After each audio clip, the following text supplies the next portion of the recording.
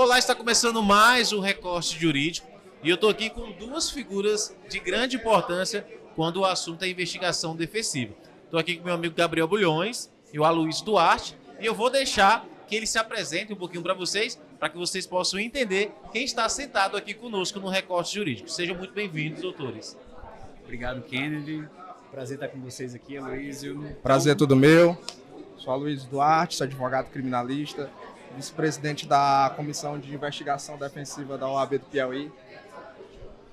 Perfeito. Eu me chamo Gabriel Bulhões, também sou advogado criminalista, né? E esse é um tema que eu venho, digamos assim, trabalhando há algum tempo. E, de todo modo, me interessa em todos os graus e níveis possíveis. E eu queria já começar essa fala registrando aqui minha alegria em ver uma comissão na seccional do Piauí tratando especificamente sobre esse tema. Então aqui rendo minha homenagem a toda a gestão, aqui na pessoa do Dr. Aloysio, vice-presidente da comissão, e também na doutora Conceição, que é a atual presidente da comissão, que já, apesar do curto espaço de tempo, já mostraram aqui, estão aqui em prol do trabalho coletivo, da advocacia, da sociedade, da democracia. Então fica esse registro inicial aqui. Muito obrigado, é uma honra para nós aqui da Comissão do Piauí estar recebendo Gabriel Bulhões, um dos expoentes do Brasil no tema de investigação defensiva, um dos maiores escritores, pesquisadores do tema e atuante, no qual nos inspira, e para nós aqui no Piauí é uma oportunidade ímpar trazer inspirações, dicas de como iniciar, pois aqui no Piauí ainda é um tema, acho que em várias partes do Brasil da advocacia, ainda é um tema nebuloso, é um tema que a advocacia ainda não explora a fundo. E aí, tudo bom? Professor Antônio Alves Neto. Então é um tema que a gente, aqui no Piauí, temos o desafio de publicizar para a advocacia, trazer essa ferramenta para que seja utilizada em todos os processos penais, sendo aproveitado em outras áreas do direito também. A gente estava conversando um pouco mais cedo sobre isso.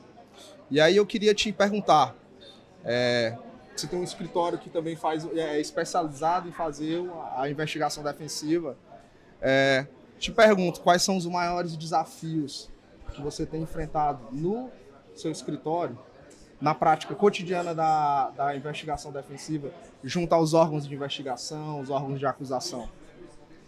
Acho que a gente poderia dividir essa resposta em pelo menos 3 partes, tá? Então, para não ficar muito longo aqui, eu queria só sintetizar grupos de dificuldades, digamos assim. Então, talvez o primeiro seja de ordem cultural. Sim.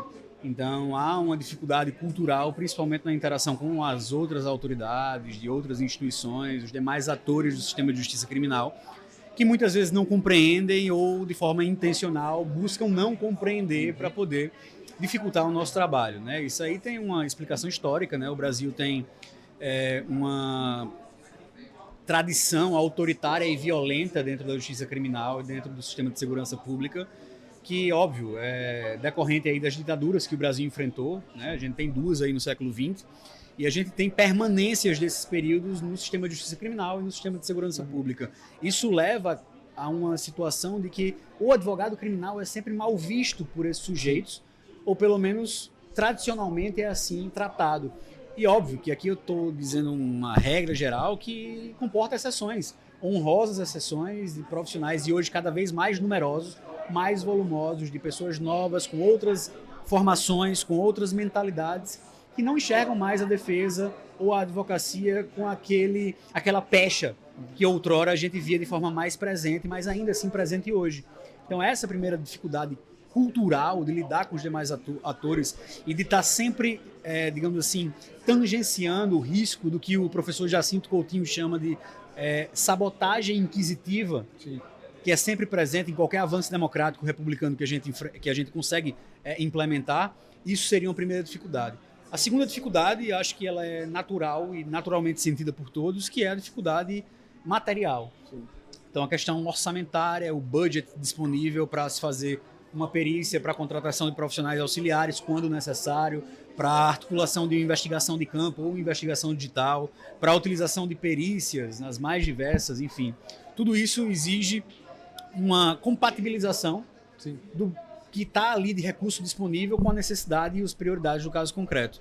E aí a gente já entra na terceira ordem de dificuldades, que é de ordem cognitiva. Eu preciso formar a advocacia para poder fazer com que ela enxergue as oportunidades a tempo e modo, porque de nada adianta também pensar em algo depois do timing, né? Então, é mais ou menos a mesma analogia que a gente tem numa audiência de instrução, que eu tenho uma testemunha, e eu, depois da audiência, penso numa pergunta que deveria ter sido feita. Não serve de nada, vai servir só de lição para as próximas oportunidades. Para aquele caso, passou. E isso, digamos assim, ter o tirocínio, ter a perspicácia de compatibilizar o orçamento disponível com as prioridades do caso a tempo e modo, que eu chamo isso uma dificuldade cognitiva, de formação, de aperfeiçoamento da própria advocacia, seria essa terceira ordem de dificuldades que a gente poderia enfrentar. Compreendo totalmente, isso faz total sentido. Aqui você falou sobre a questão orçamentária, é uma dificuldade que a advocacia tem, porque vejamos, a investigação defensiva ainda não é de conhecimento total da advocacia, não é uma prática. Às vezes o advogado até faz uma investigação defensiva sem saber o que está fazendo. Perfeito. E, por vezes, essa questão orçamentária é um tabu da advocacia, porém, nós temos alguns elementos, nós temos alguns viés que são possíveis e acessíveis para todo e qualquer advogado, como, por exemplo, a inquirição de testemunhas, né? Isso é viável para toda a advocacia. O próprio advogado, é interessante que o advogado venha conhecer as ferramentas que o advogado pode fazer, que ele pode se instrumentalizar. Porém, nessa questão de testemunhas, nós sabemos que nós estávamos conversando mais cedo, que apesar de ser viável, é um ponto muito delicado, que o advogado tem que ter cuidados para poder inquirir a testemunha, tanto de ambiente, de aparelhamento, para que ele traga transparência e forma para aquele processo e que ele não venha a ser responsabilizado. Eu te peço o seguinte, quais são os cuidados que o advogado deve ter para inquirir uma testemunha, já que é uma coisa acessível a todos os advogados e ele tem que ter esse cuidado? Perfeito. Assim, quando a gente está falando de testemunhas ou pessoas a serem entrevistadas, a gente tem que ter uma primeira noção que eu sempre repito isso, o ser humano é o bicho mais complicado que existe. Está sempre sujeito a mudança de perspectiva, de opinião, a má intenção, a má fé ou a ignorância, ou tudo isso junto, né? Então, quanto mais cautelas você tiver nessa situação, mais resguardado você vai ter. Mais resguardo você vai ter, mais resguardado você estará. Eu, particularmente, isso não existe uma fórmula fechada, uma receita de bolo, porque não existe uma regulamentação legal impondo isso, e nem no provimento 188, que é a única norma administrativa que a gente tem, também se prescreve isso. Então, o que a gente pode ter hoje são cautelas do tipo, aquela testemunha ela é hostil, ela é amigável ou ela é neutra. Então, eu já categorizo daí para saber como tratar aquela testemunha. Então, se eu tenho uma testemunha hostil, eu vou tratar de uma forma. Se eu tenho uma amigável, eu tenho que ter outros cuidados. Sim. Porque aquela que é amigável vai ter um interesse em ajudar. E tentando ajudar, ela pode dificultar tudo. Do mesmo jeito, aquela hostil, que tem um interesse pessoal próprio de dificultar o nosso trabalho. Sim. Então, eu tenho que ter, desde a intimação daquela pessoa, a notificação dela, até o, digamos, registro audiovisual ou reduzido a termo daquele depoimento, daquela entrevista, cuidados próprios. Então, por exemplo, primeiro que uma testemunha hostil, a chance é alta dela não comparecer quando chamada. Talvez por isso seja mais interessante fazer uma notificação por um tabelião de notas, uma intimação cartorária que é lavrada ali com fé pública, uma certidão, dizendo que aquilo aconteceu naquele dia, com aquele teor da intimação, da notificação. E isso pode ser um silêncio que fale depois. Sim. Eventualmente eu posso usar isso estrategicamente ao meu favor, dizendo, olha, essa pessoa foi intimada, notificada lá atrás, àquela altura, ela não quis se manifestar, ela não quis se explicar. Sim. Ela teve a oportunidade e deixou transcorrer aquela oportunidade. E aí também a dificuldade de manter fidedigno aquele relato faz com que, por exemplo, seja altamente recomendável que haja o registro audiovisual desde o início até o final dessa tratativa. Então, desde as advertências, que eu sugiro fortemente que o façam, de que a pessoa tem direito de comparecer ali com um advogado ou com alguém da sua confiança, que ela pode calar no todo ou em parte, né? Assim ela tem aquelas garantias dela também observadas Sim. ali, para que depois possa se seguir um relato voluntário, espontâneo e legítimo. Sim. Né? Então a gente tem aí essas dificuldades. E como você disse, entrevistar pessoas, localizar pessoas, investigar pessoas, no geral, é algo de ou baixo custo ou nulo custo. Sim. Todo mundo pode fazer. O que vai demandar é o empenho pessoal do advogado, da advogada, que vai gastar tempo, sola de sapato, vai gastar sua pestana para poder implementar isso. E não só isso, né? A gente tem, por exemplo, a lei de registros públicos e dos cartórios, que no Brasil, dada a tradição burocrática que a gente tem, traz um manancial quase inesgotável de informações e dados sobre pessoas físicas, jurídicas, negócios, patrimônio, etc. Se a gente for olhar, por exemplo, a Lei de Acesso à Informação, que é uma lei que alça o Brasil como referência internacional na transparência pública, que os jornalistas investigativos já utilizam e muito bem há muito tempo, que a advocacia pode se valer para conseguir também acesso a um número quase inesgotável de informações que estão detidas no poder público, em alguma instituição pública, com algum agente público, com alguma concessionária de serviço público, referente a algum contrato público e assim por diante. Então vejam, aqui a gente tem já possibilidades vastas de utilização que não tem absolutamente nenhum custo adicional para o advogado, que ele pode implementar de mão própria de forma absolutamente gratuita. Óbvio, vai ter ali o emolumento de uma certidão cartorária, eventualmente uma ferramenta de OSINT que você possa otimizar a busca de dados em fontes abertas, coisas do tipo, né? Mas, por exemplo, em redes sociais hoje, você se espantaria com a quantidade de informações que você consegue levantar sobre qualquer pessoa praticamente que a gente interage nos processos, nas investigações. Então, a gente só tem que olhar as coisas por uma nova lente, sabe, Luiz? Acho que é isso. Compreendo, compreendo. Um assunto muito interessante, né? A investigação defensiva. A gente, quando escuta esse termo, a gente associa muito à parte policial, à parte ali do Ministério Público, e a gente percebe que, por mais que alguns estados ainda não estejam tão avançados, mas muito advogado vem adquirindo, né, essa modalidade. Eu queria que você explicasse, ou até falasse para a gente, para o advogado que quer começar a praticar mais a questão dessa advocacia, investigação defensiva, quais seriam os primeiros passos que ele deveria fazer e as ferramentas que geralmente mais se utilizam. Aí você tem que não ter medo de sair da zona de conforto, primeira coisa seria isso. Manter a inquietude do espírito, acho que o segundo passo necessário é esse. E o terceiro é estudar. Estudar muito, estudar o que já existe sobre o tema da investigação defensiva, que não é pouca coisa no Brasil. Muitos livros, muitos artigos. E para além do direito, porque dizia o poeta que quem só sabe de direito nem de direito sabe. Então você não vai encontrar as respostas dentro da dogmática jurídica, etc. Você precisa saber o que está acontecendo fora do direito, digamos assim, no mundo das novas tecnologias, nas outras áreas do conhecimento. Então, teve respostas a casos complexos, ou nem tanto, outros, que a gente encontrou a resposta na contabilidade, na engenharia de software, ou na engenharia de produção ou de materiais. A gente já teve respostas que a gente conseguiu através do estudo climático.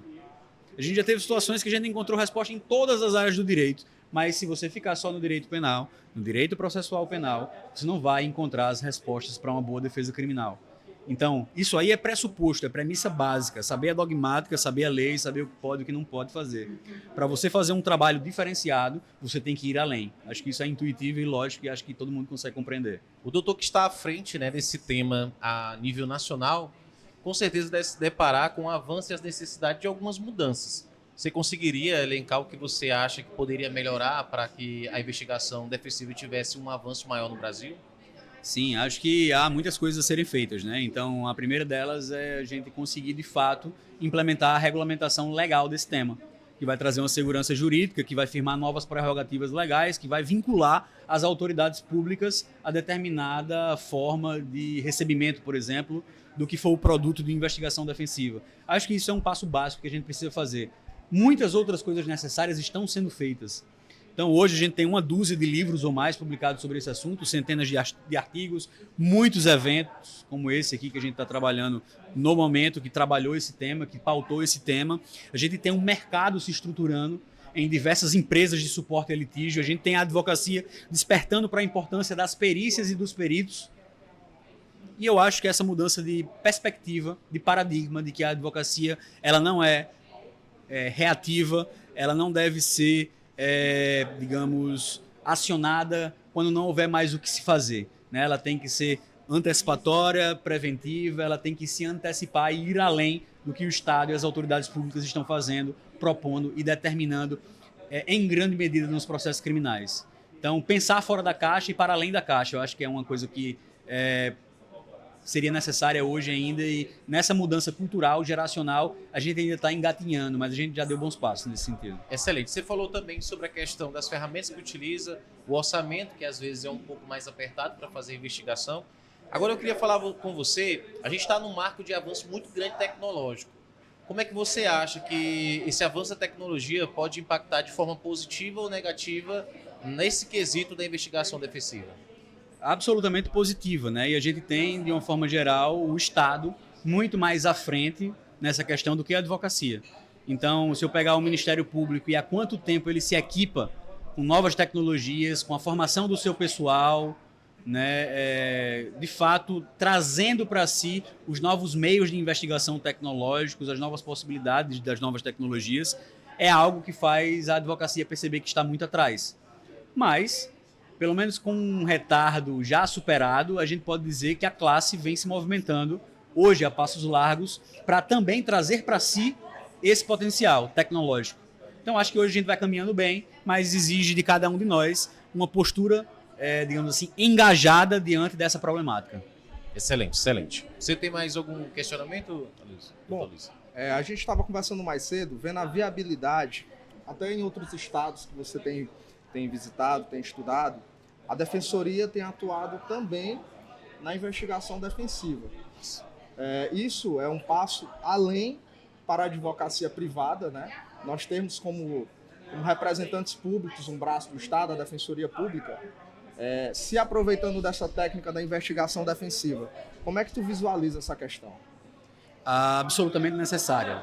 Tá? É uma pauta urgente que pode fazer, se não for bem trabalhada, todo o potencial de transformação desse instituto se esvair. Porque é muito fácil você aderir um rótulo nesse contexto de que isso é uma ferramenta de impunidade ou de seletividade, quando a gente não tem, por exemplo, o réu hipossuficiente, o assistido das defensorias, também se valendo desse potencial. Então, defensorias como Rio de Janeiro, São Paulo, Ceará, Tocantins e outras mais estão se estruturando em torno desse tema. Olha só a quantidade, né? De uma forma absolutamente necessária, volto a dizer, e urgente, porque lá, né, nesse limite da persecução penal, do sistema de justiça criminal, é onde estão as maiores arbitrariedades e as maiores injustiças.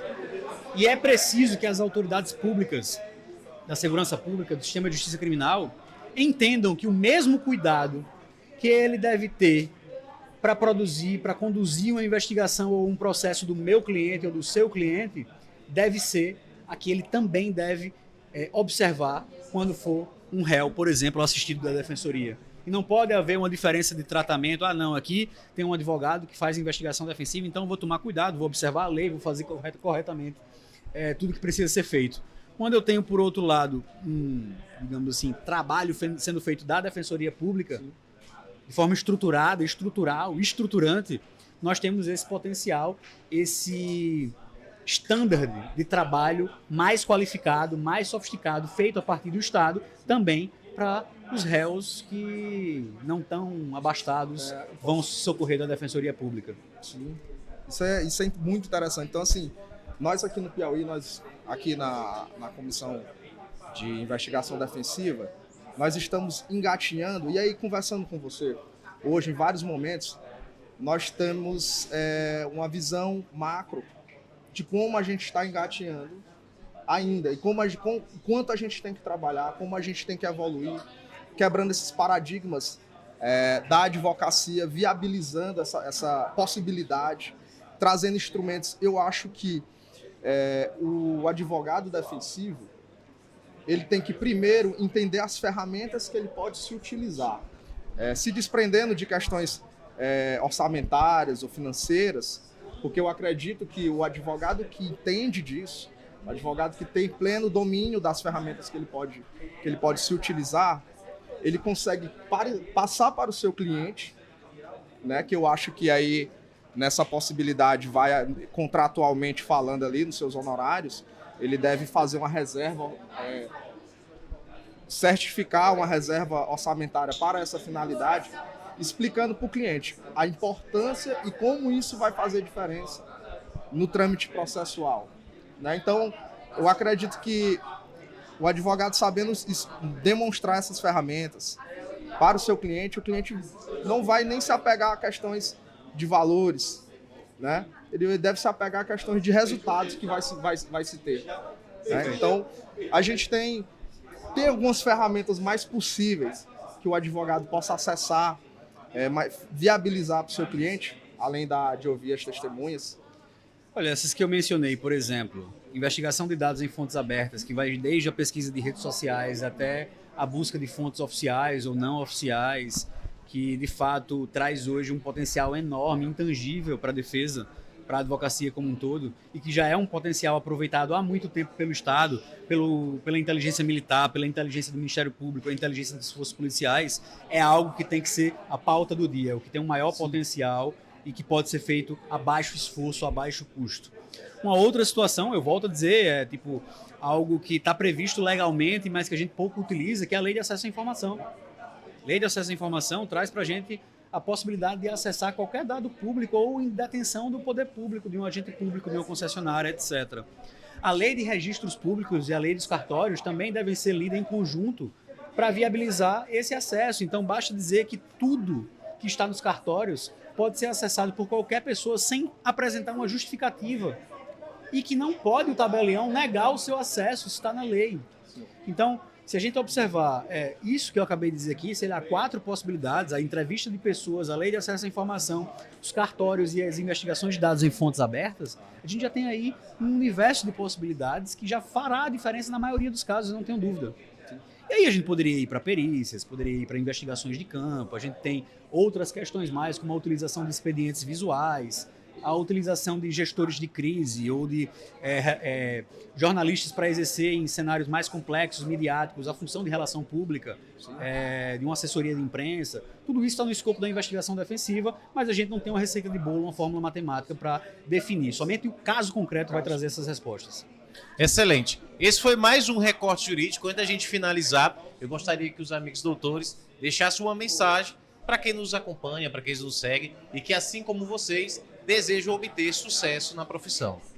Claro. A minha principal mensagem seria: se deem conta da importância desses novos temas, não só a investigação defensiva, inteligência artificial, blockchain, criptoativos e outros tantos temas mais, que vão transformar em absoluto a nossa sociedade, que não são temas do amanhã e sim de hoje, e que precisa de boas pessoas, pessoas engajadas para discutir esses temas, trazer as consequências, fixar balizas para que a nossa sociedade saia desse turbilhão de coisas que estão acontecendo, uma sociedade melhor. Né? E a gente está em disputa disso e cabe a cada um de nós também fazer a nossa parte. Excelente apontamento. Queria também que o amigo doutor deixasse também sua mensagem final.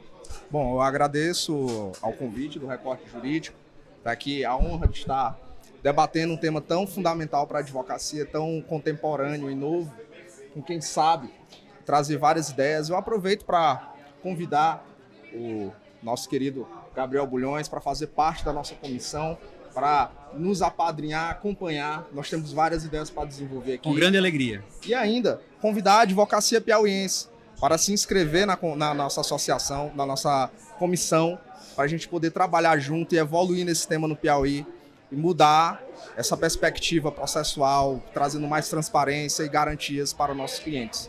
Muito obrigado.